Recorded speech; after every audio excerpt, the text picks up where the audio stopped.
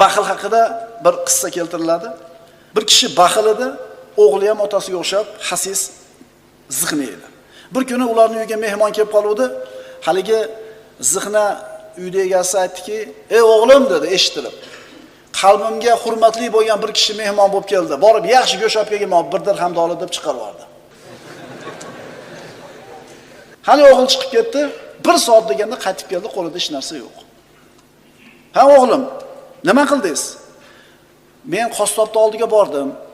Menga eng yaxshi go'shtdan berasiz ekan" desam, qassob aytdi, "Men sizga sariyog'dek go'sht beraman" dedi.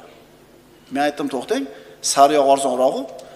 Sariyog' olsam do'konga borishim kerak." Do'kondorga bordim. Do'kondorning oldiga borib, "Menga yaxshi sariyog'ingizdan bering" desam, u "Men sizga asaldek sariyog' beraman" dedi.